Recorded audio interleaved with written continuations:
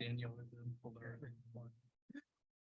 All right. Hello, everyone, and welcome to the last workshop of the quarter. We're going to get started. Sorry about the bit of delay because we had CS Town Hall right before this, and I know a lot of you guys were there, so give you guys a bit of time to walk over here. I'm Jerry. I'm one of the C-Preses of Cyber. I'm Daniel. I'm Steven. Alrighty. Okay, so some announcements. This is the last workshop of the year, and then next week we won't be having a workshop, but we will be having CTF After Dark kickoff. So it starts at 8 p.m., lasts for 7 days until the next Wednesday at 8 p.m. So from 8 to 10, it won't be like we won't be teaching you anything, but you guys are welcome to come here and vibe with us. We'll have snacks, probably Diddy Reese cookies for you guys. And then officers will be here to answer any questions you have about the challenges. And then there will be prizes for the winners of CTF After Dark. So just keep that in mind. Next Friday, we have CTF IRL, which is going to be on the IM field. So you get to touch graphs, be not CS majors, and then just play around on the field. And then PBR captains applications will be released on Discord very, very soon. So I think Benson will talk more about that at PBR meetings. But yeah, that's basically what we have coming up. All right. So today we're going to be talking about steganography, which is often shortened to steg. So you might be wondering, what does this word actually means? It looks very, very long, looks very scary. It looks a little bit like the word stegosaurus. So you might be thinking, oh, are there any correlations between this word and that? So the definition of a stegosaurus is a dinosaur covered with spikes. As you can see, it is very spiky. The stego part means covered and saurus means dinosaur. So technically the word just means a covered dinosaur, but they added the spikes in because there are a lot of spikes.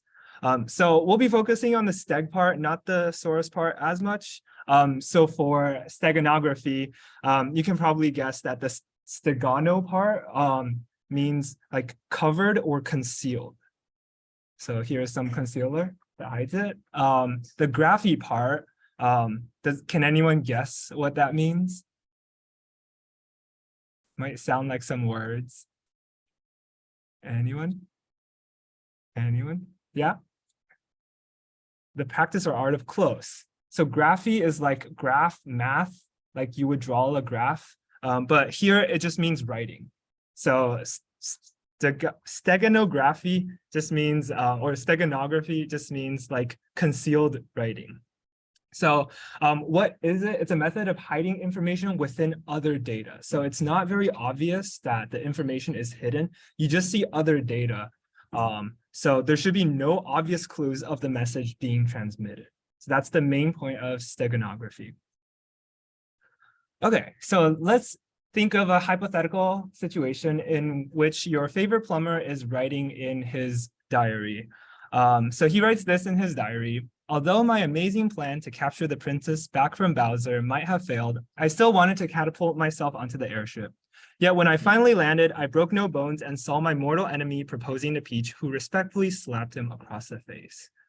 So this diary entry might look like very, very normal, but can anyone spot anything that might be interesting about this diary entry? Yes. Let's go. Take a look at the first character in the song we had ACM Cyber. Yeah, exactly. So if you look very, very carefully, if we highlight the capital letter at the beginning of every single line, it says ACM Cyber. So this is an example of steganography because there's other text that kind of hides the presence of that secret message. But yeah, we love ACM Cyber.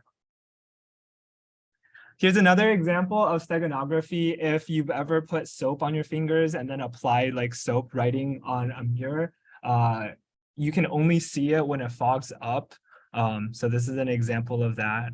So normally you wouldn't be able to see it, so you wouldn't even suspect there's a message happening there. Okay, so you might be thinking, why steganography? It seems like a lot of hassle. You have to hide it. You have to have other data that kind of covers it. So some people that tend to use steganography are rebels under totalitarian regimes. They don't want to be suspected of like transmitting secret data between each other, trying to overthrow the government. Spies and criminals in a similar manner, and also CTF players, because you can see they all group up into the same category. Yeah, so basically, yeah, anyone who cannot be suspected of hiding things would use steganography. So something else I wanted to talk about is that you might be thinking, how is it different from cryptography? Cryptography calls attention that this is an important secret and we're like encrypting it so that you can't really read it. So if you know that this uses cryptography to encrypt, then you might think, oh, there's something juicy within this and I want to decrypt it. And then even after that, it takes both time and effort to decipher that into plain text into something that you can read. So steganography puts another layer on it. You didn't even know a ciphertext, so you wouldn't know to put in that time and effort to decipher it. So this is an example of steganography in real life. I won't play the entire video, but it's basically just this dude blinking very weirdly. For context, this was an American prisoner of war who was captured by North Vietnam during the Vietnam War, and he had multiple press conferences. So during these press conferences, like he couldn't say things straight up, but what he did do was like blink out torture in Morse code to tell the American people that the prisoner of wars were being tortured by North Vietnam, basically. So this is extremely applicable to real life. Okay, so now we've covered what is steganography. We can talk about what is not steganography, because there's a lot of things that commonly get misconstrued as steganography. So the first one is encoding. So let's say you had the word cybric and you wanted to encode it in base 64. This is not steganography because it's very obvious that there's a secret there, and you can try to decode it. Cryptography is also not steganography. So that includes asymmetric encryption, symmetric encryption, or hashing. Those are just different ways of like kind of obfuscating it, but it's still obvious that there is a secret there. So not steganography. And the last thing is ciphers. As you guys know, ciphers is like rearranging the letters or like trying to make something really hard to read. So this relates back to cryptography. So it is not steganography. Or is it? So now we'll talk about one particular type of cipher called the steganographic cipher. So I'll be talking about one called the Bacon cipher. So does anyone like conspiracy theories? Does anyone like English or Shakespeare? Sorry, a little bit of my bias got into that. Or do you like bacon in general? So if you answered yes to any of the above, let me introduce you to the Bacon cipher. So let's say you had this message: bacon, eggs, and sausages are all good. Does anyone notice anything strange about this message? Yeah. Anyone? Yeah? Yeah. So some of them are capitalized, some of them are not capitalized, and it seems very random. It almost seems like the SpongeBob meme talking. So how to decipher this is, first, you get rid of all the spaces and the punctuation, so squish it all together. And then you break it up into chunks of 5 characters each. So you can see there's 25 characters, or not 25, 30 characters. So it splits into 6 groups of 5 characters each. And then for each one, you want to categorize them into 2 different categories, either lowercase or uppercase. So here, let's call the lowercase a and call the uppercase b. So it translates into this: the actual content of this message, that bacon, eggs, and sausages are all good, is irrelevant. So this is what the cipher is. So for the first letter, it is ABBA. So can anyone spot in this chart what ABBA is? Or ABBA? Might be kind of small to see. I think I heard it somewhere. P, yeah. So P is ABBA. So if you look on this chart, you can decipher that first letter to be P. And if you continue deciphering the rest of like the 5 other letters, you'll get PBR raw for the remaining characters. Yeah. So I guess something interesting that I'll talk about for Bacon cipher is that because each character has 2 possibilities, A or B, and there's only 5 of them, there's only 2 to the 5 possibilities. But actually, no, 2 to the 5 is 32, right? Which is greater than 26, the number of letters, but they tend to overlap some like uncommon letters just to have some impossible ones, just to make sure like the message doesn't get modified or like as kind of like just like checking that the message is not corrupted. Yeah, so as I was talking about for the for like the conspiracy theories, there is a theory that Sir Francis Bacon wrote a lot of Shakespeare's works. And apparently he was also Queen Elizabeth I and the Earl of Oxford's son. So 2 very important people who were not supposed to have a kid together. And then Earl of Oxford was also apparently the son of Queen Elizabeth I. So, you know, adds another layer of stuff that should not happen.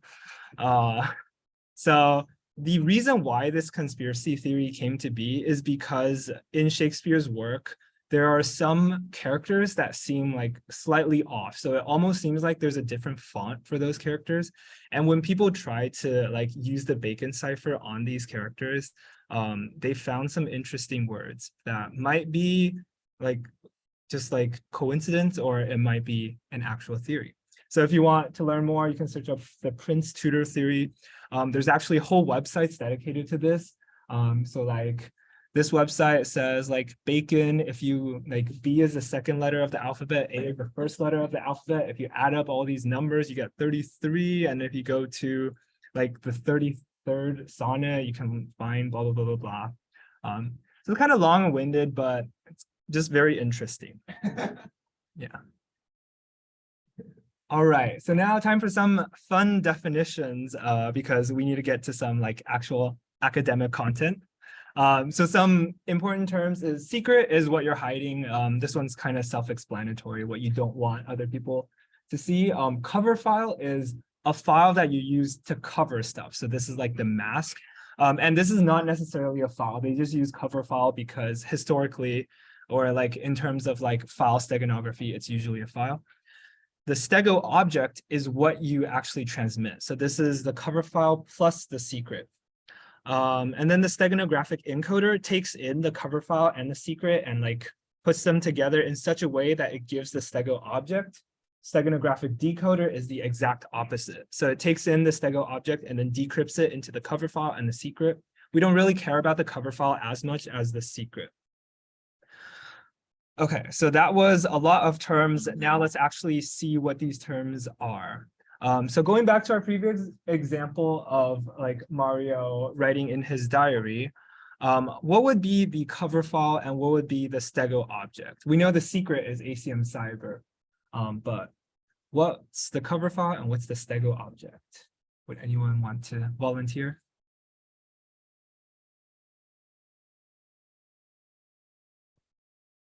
Anyone? Okay, if not, I'll give away the answer to this first one. So the cover file is just the text, right? So it'll just be like, although my amazing plan, blah, blah, blah, blah, blah, not arranged in some particular fashion and with like normal capitalization. And then the stego object would be this cover file plus that extra like ACM Cyber. So formatted in such a way that like you can see ACM Cyber on the left side.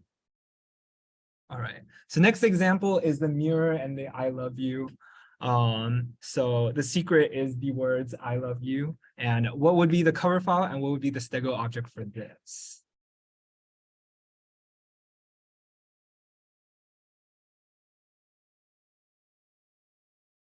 Anyone? I'll give you a hint. The cover file starts with an M. Yes. The cover file is the mirror. And then what would be the stego object? Yeah, so the Stego object would just be like the original image with both the mirror and the text. Okay, now on to something that we haven't talked about before, which is invisible ink. Invisible ink is another great way to hide information because you can write a letter and then send it to someone, and then people would just imagine that it's just the text that you read. But if you put it under an ultraviolet light, invisible ink might appear saying something different. So in this case, what would be the cover file and what would be the Stego object? Yeah, so the cover file is just the normal letter. And then what would be the Stego object? Yeah, so the letter with the secrets. All right, so now getting into the types of steganography for this workshop, we'll mostly be focusing on file steganography. So this could be text, it could be images, audio, or video. So there's multiple ways of embedding different information in different files. So some things that you learned in the last workshop about file analysis might come in very handy. And then there's also network steganography. So as you can see, Wireshark is a tool that we use to analyze networks. So whenever you like connect to a Wi-Fi and you're sending requests, like you go to a website, you send an HTTP request to like some server, and then it has to travel through the network. So with these requests, a lot of them have like headers and footers, things like that, that can embed information. And then there's also like physical steganography. So invisible ink, we've talked about. And then also if you've ever like tried to make a cheat sheet and then like maybe like wrote really small on a piece of paper and then like stuck it to the side of your water bottle or something like that, that could also be seen as a form of steganography because the teachers are not supposed to know that you have a cheat sheet. And then Cicada 3301, it's kind of different from the rest. It's not a type of steganography, but it is like a very interesting, like kind of like a secret organization. They put out puzzles into the internet, and then whoever can solve them can join their secret organization. The puzzles are often very, very difficult, but they do involve a lot of steganography. So if you get really, really good at steganography, you can potentially join them and be very, very cool and interesting. There's lots of things on Google talking about them. All right, so now for some quick flashbacks to last week. Midterms happen, we can go past that really quick. And then if you remember from last week's Cyber Academy, we also talked about binwalk. And then binwalk is one of the tools that you can use for steganography because you might not think that one file is embedded in another file. There's also other file analysis tools such as metadata. So if you have a comment on a file, often you won't see it if you just look at the image. And then there's also like EXIF data for photos, such as like location data that might be very cool. I think James did a demo on this last week. StegHide is one tool that you can use to hide files within other files. It's a Windows only, so it's very sad for Mac users. And then Outguess and AppearUsolve are both other tools that you can use to kind of find data within files. They're all really good resources, and you can feel free to check them out as you're working through our challenges. All right, so now let's do an actual demo. So everyone can grab out your laptops, go to acmcyber.com/challenges. I'll give you guys a bit of time, but the challenge that we'll be looking at is Steg Demo Part 1. So if you go to acmcyber.com, challenges.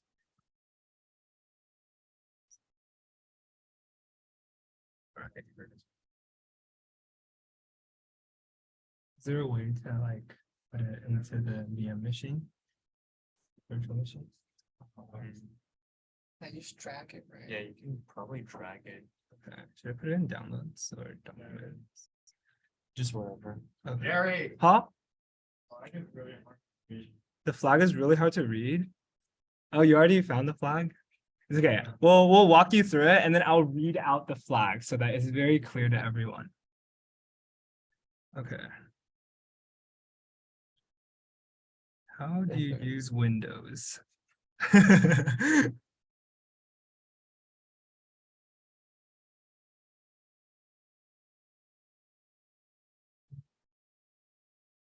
Where did you put it? Put it in documents. You remember which Documents. folder? I do not remember. It should just be called Kirby. Okay, let me just. No. Okay. Wait, where is open file location?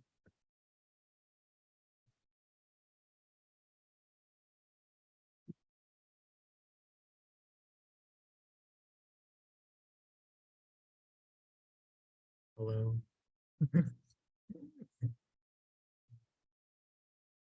Oh, okay. Yeah, Oh, I can yeah. do that. All right. Yeah, just So this is very cool hacker tools. But instead of downloading, you can also curl something. Left click. Am I right keep clicking? right-clicking, yeah. Oh, I forgot Windows has left and right.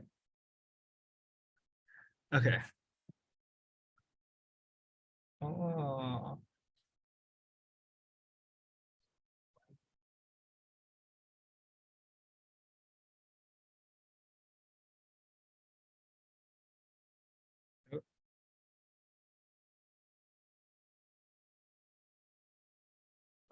Hmm.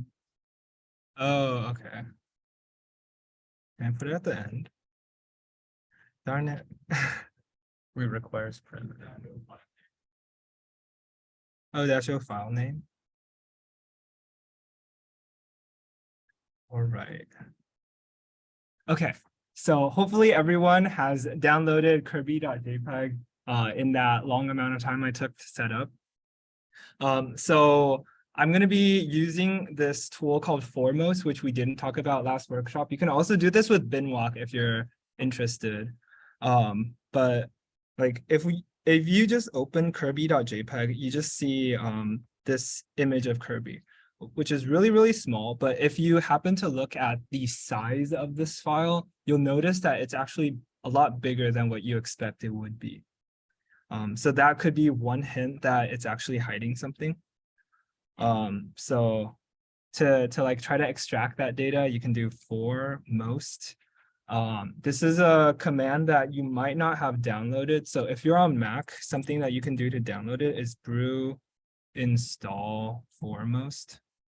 If you're on Windows, what is it? Sudo apt-get foremost. It depends on what Linux you are using. But if you know your package manager, I mean, it's like different for everyone. Yeah, if you have questions, you can ask us. Yeah.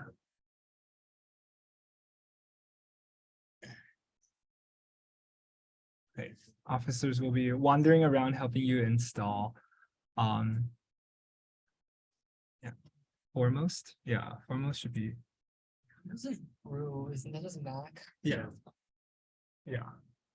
Does anyone not have it installed yet?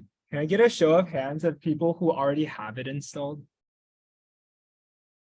1, 2, yeah, who already have Foremost installed. Okay, we'll wait for a little bit more as people are installing it, because it is a useful tool that you can use to extract files.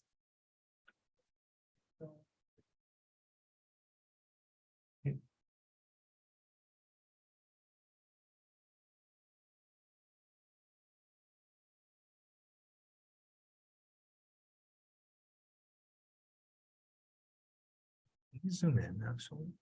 It's Control Plus.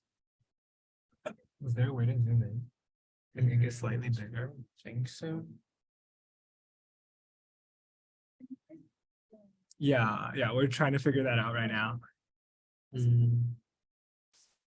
Control plus plus. Control On- Plus doesn't work. On VirtualBox? Wait, in here? Yeah. You just increase the size of the term. Are you doing zoom the terminal? Control Shift. Yes. Control click shift that plus.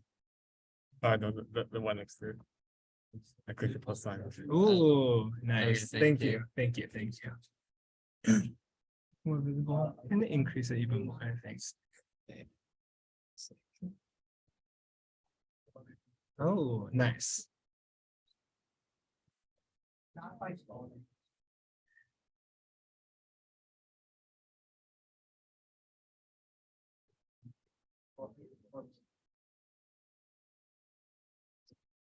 This looks kind of, this is like our.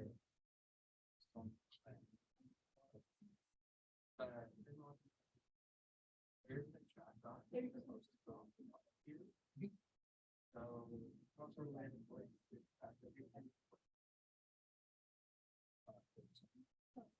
Oh, there, yeah, there are, yeah, it's great.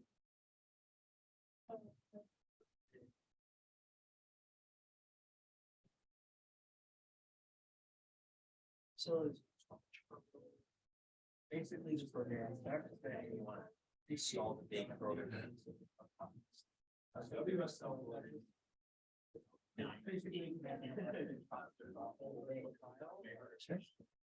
Okay, can I get a quick show of hands to see who has already installed it, just to see if we have enough people to move on? Raise your hand if you do not have Foremost installed. Oh, that's the other people. All right, Okay. we're gonna go will- ahead and move on. Yeah, we will move on for now. We'll have more time after the workshop that officers can help you install if you have any questions. Okay, so for the Kirby.jpg, as you can tell, we downloaded Foremost. We're probably gonna run Foremost on it. So if you do Foremost and then Kirby.jpg. Amazing. I think there's a library. Yeah. Is there a way to download it? It start with Brew. Huh? No, we're on Linux. No. Wait, but how did you like? Did you do it with the system package manager? Or- It's like it's in the door repository, so it's probably in Debian too, like or Ubuntu. Oh, wait, is that Arch? Do you want me to just share screen from my? Sure. the easiest?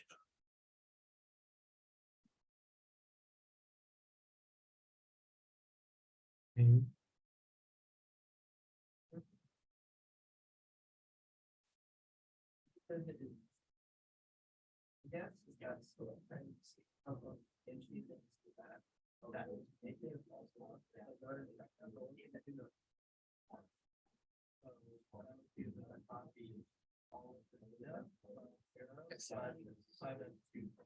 Benson, can you let me into the Zoom? We're gonna switch to sharing screen. Can you let me into the Zoom? I can share screen. Thank you.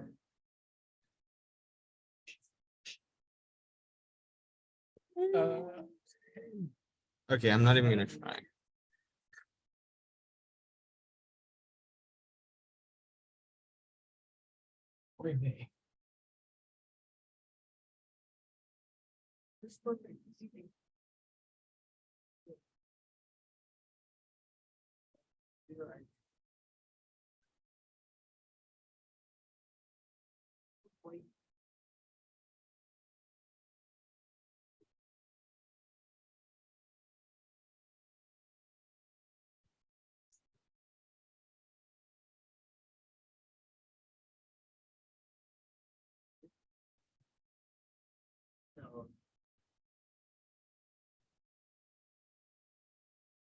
All right, so now that we have Foremost installed, we can run Foremost on this. So Foremost Kirby.jpg. And then it's going to create an additional folder called output. If you go into output, you can see that it has two other things. Audit.txt is some like random data, but JPEG is like another folder that contains like the extracted files that have the extension JPEG. So if we go into there, we can see that there's two JPEGs that are found. So if we just open the first one. I'm not sharing. Let me share the complete screen. You can see that it's just the original Kirby. But if you open the second image, you can see that there is an additional image of Jigglypuff, which Kirby happened to eat. So the flag is flag spam down B. All right. Does anyone have any questions about that entire process? It should be very similar to like the file carving demo from last week. So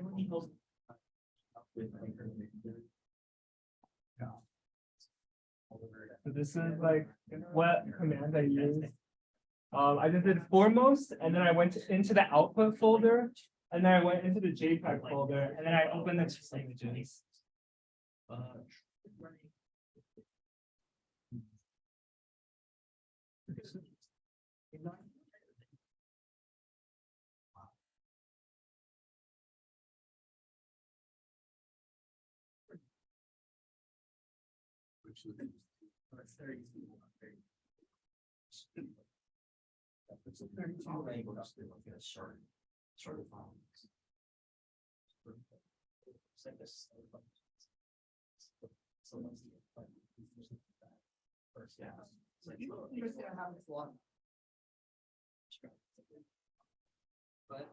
see what down and does after this.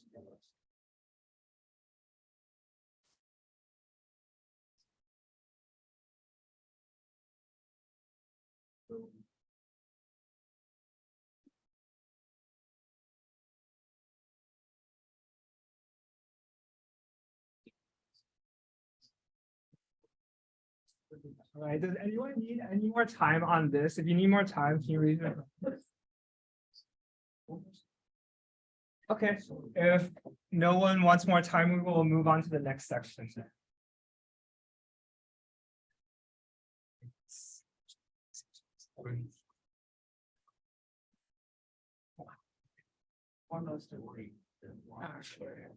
Boomer, where is it? It's the cyber tab. Oh wait, it is not. No, not this one. This one? Yeah. Okay.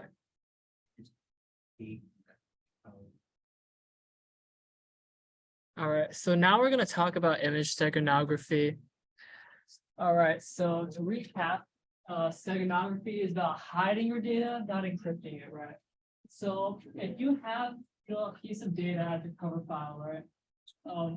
If you know the method to encode your secret data inside that cover file, you can get the secret data really easily.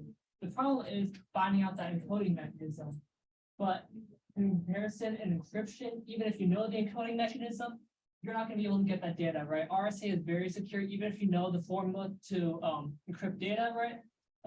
You're not going to be able to do that unless you have like a crap ton of servers.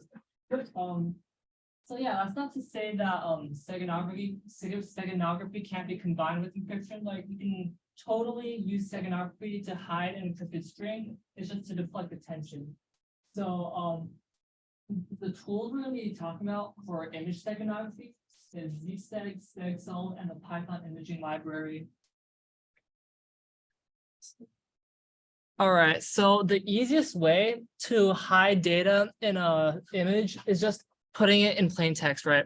So for example, the JPEG file format, right? It has an end of file marker. That's just a sequence of hex bytes that basically tell the computer to stop reading any data after it, right? So you have the magic bytes in the beginning that tells the computer that, all the data after this is in JPEG format. And at the end, it says, okay, this is the end of the file. Nothing after this should be read at all. So yeah, it's a very simple way of hiding your data.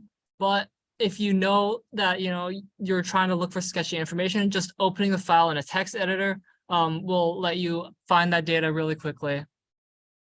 All right, so for a demo one, we're just gonna find the hidden data in this piece of string, all right? So, okay, wait, let me go back. Where is, okay. Okay, so if you go to acmcyber.com, challenges, right? It's right here. Super simple, just a, okay. All right, so if you just open up this image, right? It's just a piece of string, right? So if you saw this, you would not expect anything from it. But if we go into a hex editor, right, to see oh my God. What's the, okay. So let's open this in an online hex editor. Where is it? Wait, dude, Stefan, where is it? Just go to quick access. This one? All right.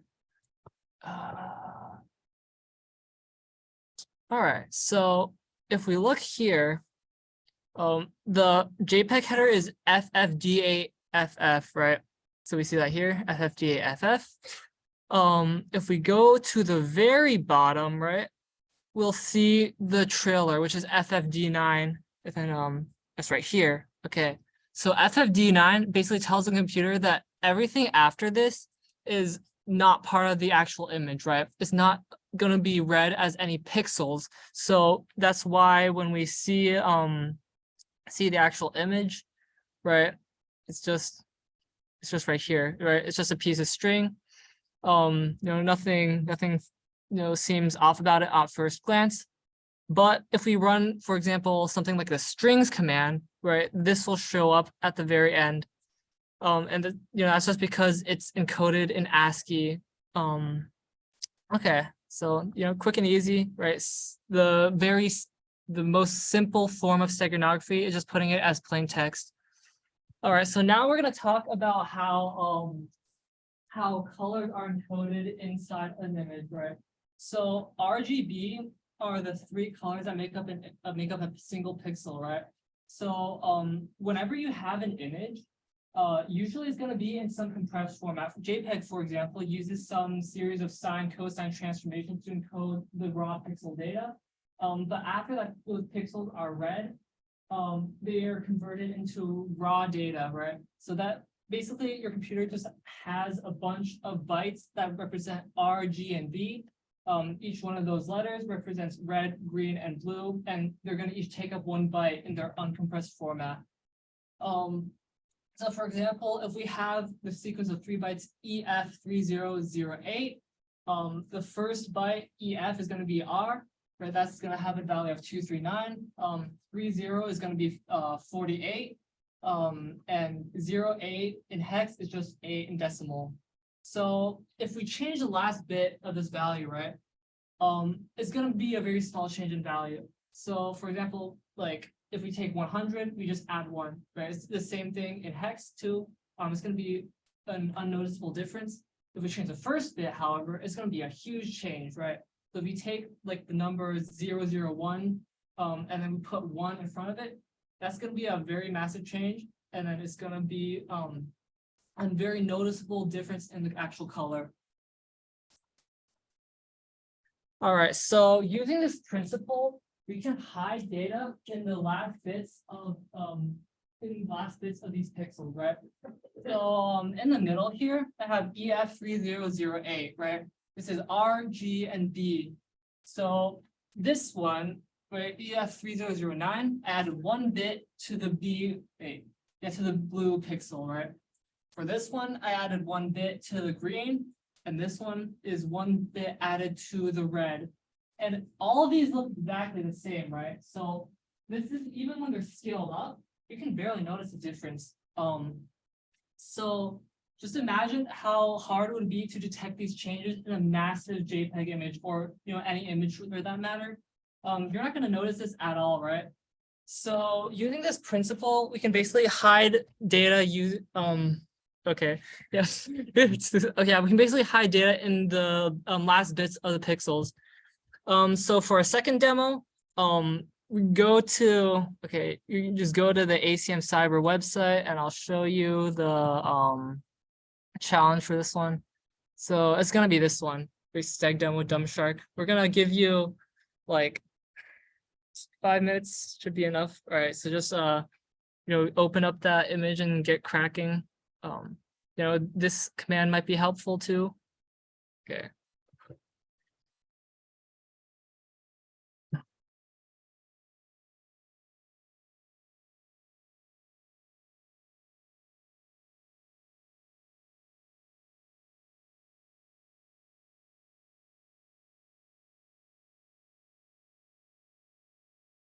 Wait, you actually need to install Zsteg.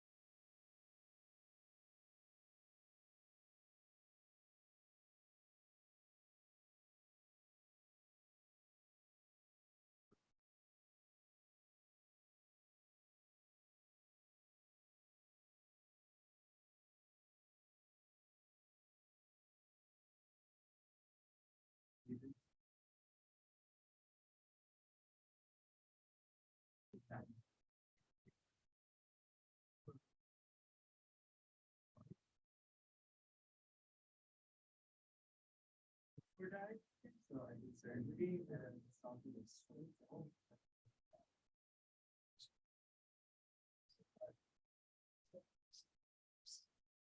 so. You basically buy.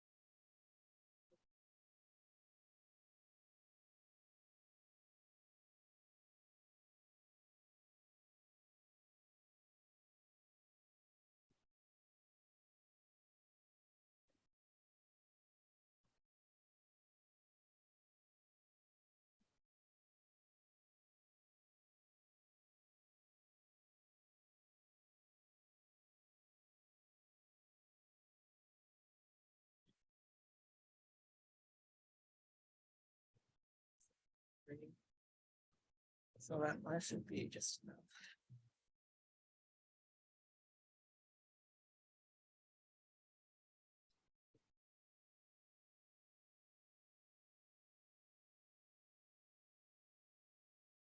I need to tell them.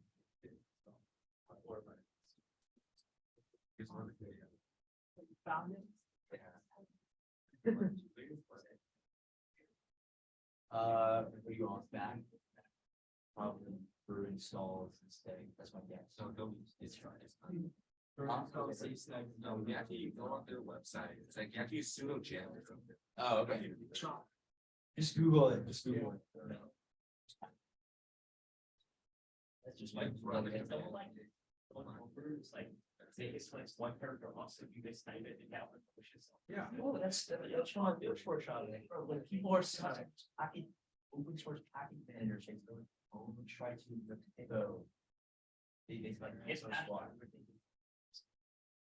Well, it depends. Some.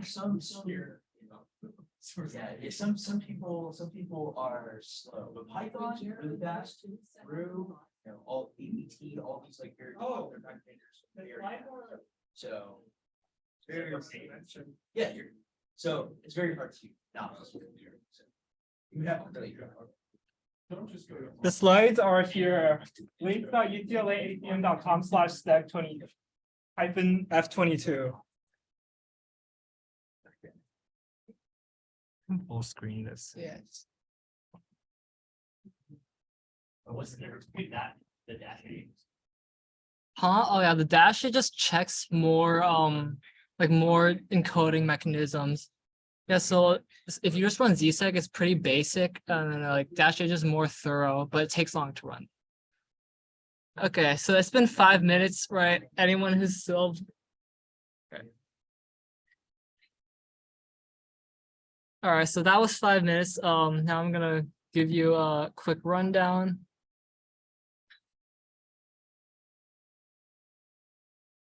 Okay, so basically all you got, wait, I didn't download it. Okay.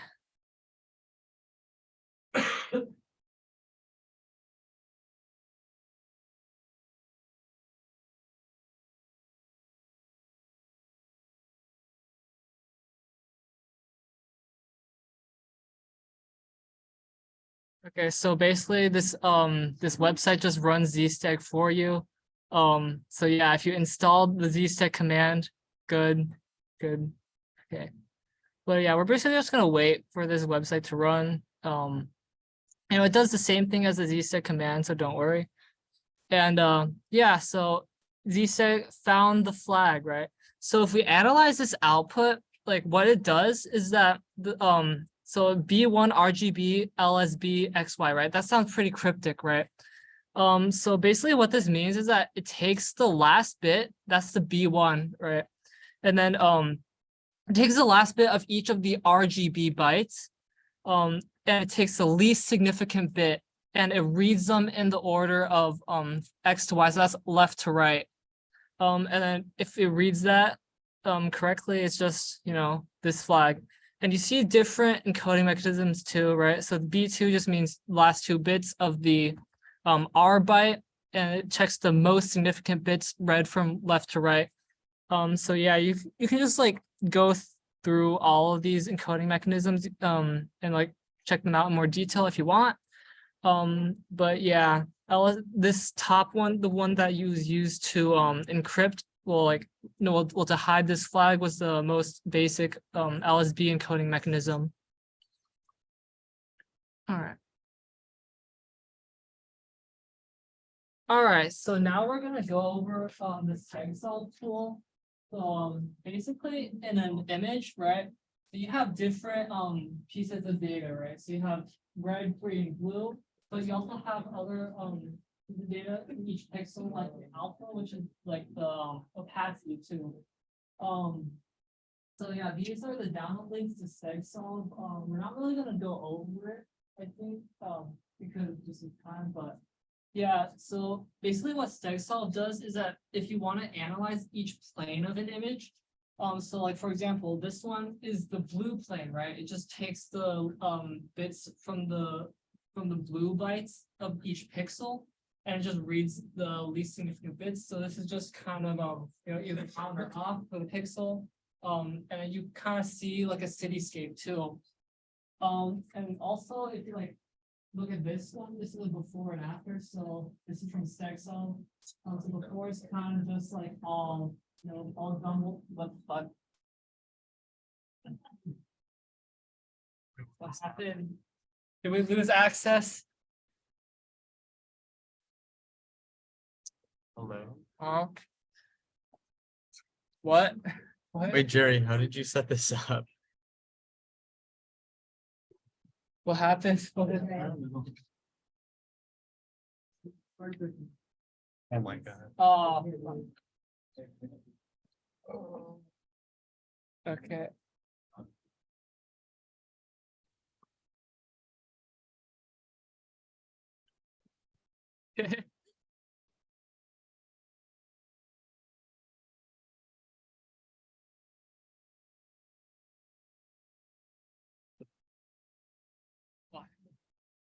That was amazing.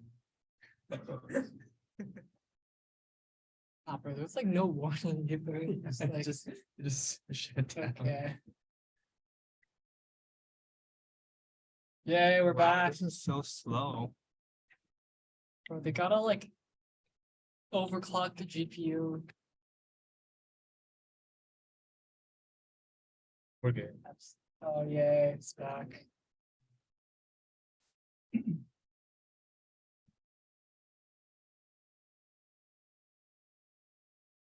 Hello.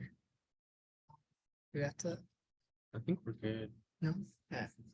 Yeah, so basically, you know, it's a jumbled mess of pixels, and then after you just kind of click through all the planes at the bottom, you get, you know, this sort of clear image.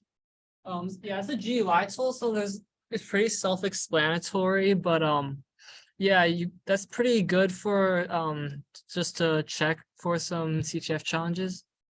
Okay, so now we're gonna go over the Python imaging library. So for the first demo, like it was pretty easy, right? You just run zsteg and you get the flag. However, for a lot of challenges, they use custom encoding mechanism, and you're not always gonna find you know, like tools online to solve them, right? Since they're custom made, that's the point of steganography, to make it hard to find, right? So the Python imaging library is basically a way for you to read data from pixels. It's also used in general to like edit images. So like for example, adding blur effects, you know, maybe making a grayscale, things like that. But for our purposes, we're going to use it to read pixel data. So usually it should be pre-installed with Python, but if it's not, you can use pip install pillow. And then for some documentation, it's just right there if you ever need it. And then for the challenge on the cyber website, that's the Chris Bumstead one. You're gonna need this link. But yeah, is that it? Okay, yeah, so we're not gonna go over that much because it's like very detailed, right? It can be an entire workshop itself. But just yeah, read through that, learn a little bit about Python and yeah, if you can solve the CBUM challenge, that would be great. All right. All right, so next we're gonna go on to audio steganography. So we're gonna start off with a demo. Before I get into this, go ahead and if you don't already have it, you probably don't, download Audacity.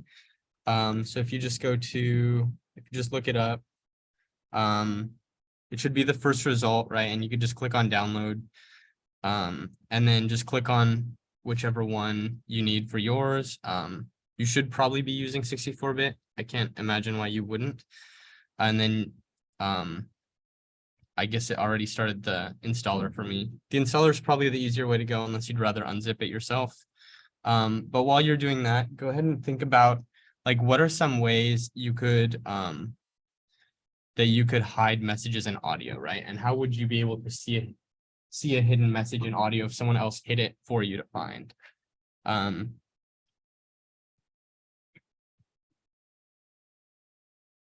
Yeah, and the officers can help if you have any issues downloading Audacity for any reason.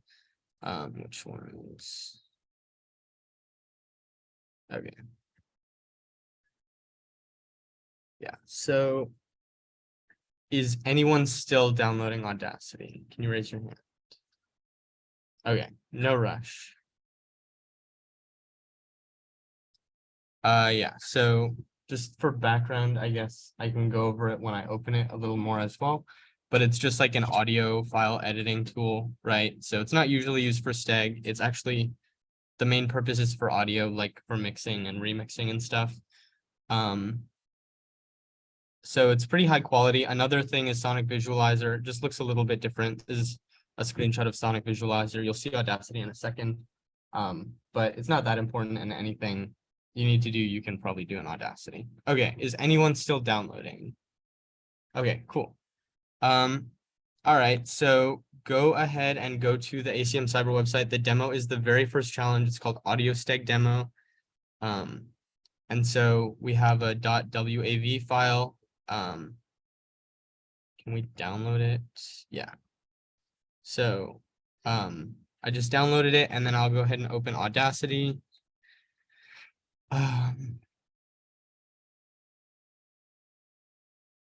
Okay, so it's pretty blank right now. You can see there's like a menu, some ways to play stuff. I'm gonna go ahead and open the file just from file open, and then it's already right here. So you can see, as you might usually expect, there's kind of like a waveform graph. Does anybody know like what this represents visually? Don't overthink it. It's not. Anybody? Volunteers? Yeah, it's just how loud the sound is, basically, right? And if you're familiar, like if you listen to music with earbuds and you listen to older music, like maybe jazz sometimes, some older rock has it mixed like this in a more noticeable way. There are two channels. There's the left channel and the right channel. And so, yeah, I mean, there's not much else to say there. One of the challenges for today does involve like differentiating between these. But yeah, so do we have any ideas? Anybody have any ideas on how we might be able to get a hidden message out of here? You can shout it out, raise your hand. Yeah, Benson. Yeah, let's listen to it. That's a great idea. Whoa, it is so loud. What the heck? Oh. Okay, wait. I don't think anyone can hear that. If you want, go ahead and listen to it on your own. There's not a whole lot to hear. It just sounds like wah, wah, wah.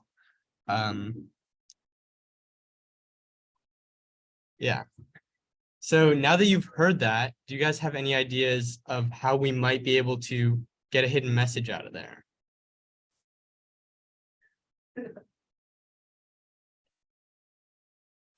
Any ideas? Yeah. Only one channel? Okay. Yeah, so let me see. The way we would do that is if we mix it. Actually, it is not in here. So if we take the drop down, yeah, so it says split stereo to mono. So this will split them each to a separate track. Did you want to listen to one of them first? Okay, so basically I'll just mute one of them. So if you follow along, right, it's the drop down split stereo to mono. And then once you do that, just mute one of them and then play, and it should isolate one of them. I don't think you'll be able to tell anything new out of that. You can try the other one as well, but I don't think that will give anything away either. Any other ideas? Yeah. Yeah, sure, we can reverse it as well. So let me, actually, we don't have to put them back together. So if you go to effect, most of the stuff you'll need is in pitch and tempo. So you can pitch it up, pitch it down, make it faster or slower. I'm not sure exactly what the mechanics of these stretching things are, but you can reverse it here. Whoops. Make sure you hit Control A to reverse it all before you do that. You can reverse it, and then if we go ahead and play it, kind of just sounds like the same weird sound effect backwards. Any more ideas before I just go ahead and show you guys? Yeah. Yeah, sure. Let's go ahead and do that. You can just Control Z if you want to unreverse it. And then I'll Control A again. Did you want to speed it up or slow it down by a certain amount? Okay.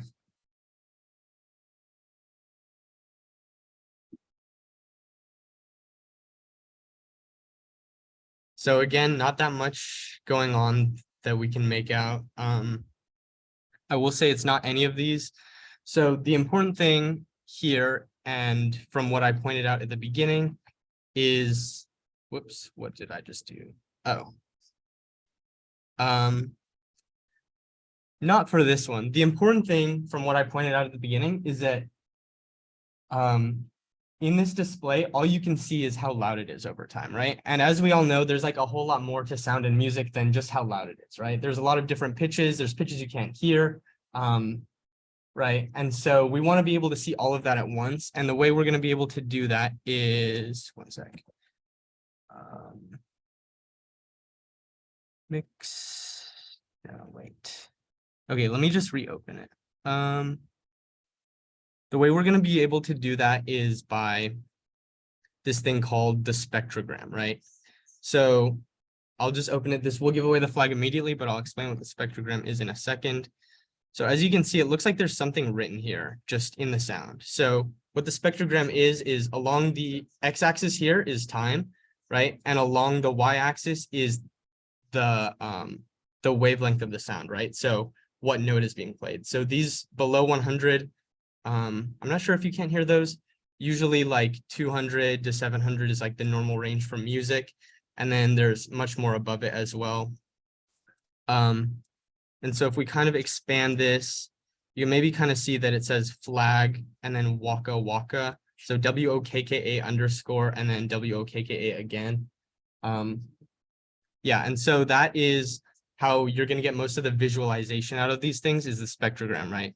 And then of course the brightness is how loud the sound is, right? So instead of just how loud it is over time, the spectrogram also gives you the distribution across the frequencies.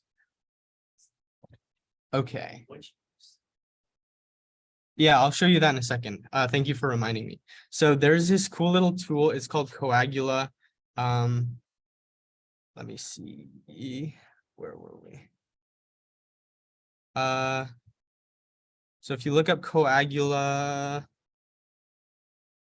it's like www.abc.se. It's like a few things down.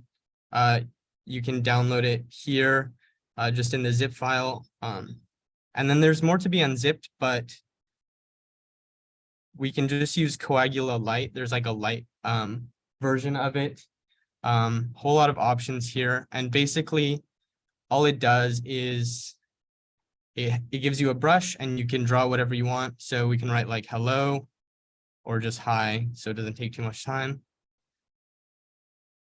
And then if you click this little gear right here, it'll render the image to sound. Oh, you guys can't hear it. Okay. Yeah, so then once you render it to sound, you can export, like save sound as Coagulo 5 is fine. I'll just save it.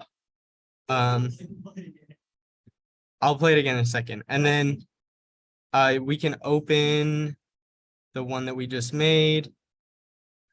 And you'll see again, it did it in stereo instead of mono. And we can go to the spectrogram again, and you can see we have high, right? And so if we play that, oh, okay, I guess it plays from my computer, but not from Audacity for some reason. But yeah, sorry. Yeah, so that's how you can make things like that. There's a lot of other tools as well. Audacity is probably not ideal, but I would recommend like messing around with it. There's a lot of extra things you can do with Audacity. And then, yeah, so let me continue. Okay, so as I said, the spectrogram is nice because it gives you like all three of the most important aspects, which are time, amplitude, and frequency, right? So you can see this is an actual song. You can kind of see where the beats are by the brightness lines. And then you can see most of what's happening is in that like 100 to maybe 700 range. Okay, and then there are some other methods of encoding. Of course, we have the visual methods with the spectrogram. So those would use amplitude and frequency mostly, right? So distributing some amplitude over certain frequencies to get a picture. Or of course, as most of you were suggesting at the beginning, we can hide it in the audio. Like you can have someone say something, slow it down, speed it up, reverse it, layer it with other noises until it's just unrecognizable. And then people would have to like go through a process to kind of unwind it in the same way we did with images earlier. So these are not like actual audio files. These are a couple write-ups from actual CTFs. If you want to look at those in your free time, I'm not going to open them right now. But these are a couple screenshots. So with layered audio, sometimes with the spectrogram, you can't see anything until you just isolate one layer. And in this one, if you isolate layer 1, it will give away the hack the box flag for this challenge. Yeah, so that was it. Let us know if you have any questions about anything. Fill out our survey to tell us if there was anything you liked or really didn't like about this workshop. And make sure to do the challenges. I think we have an announcement from Nick. We have an announcement. If you win Cyber Academy this fall, you get a winner t-shirt.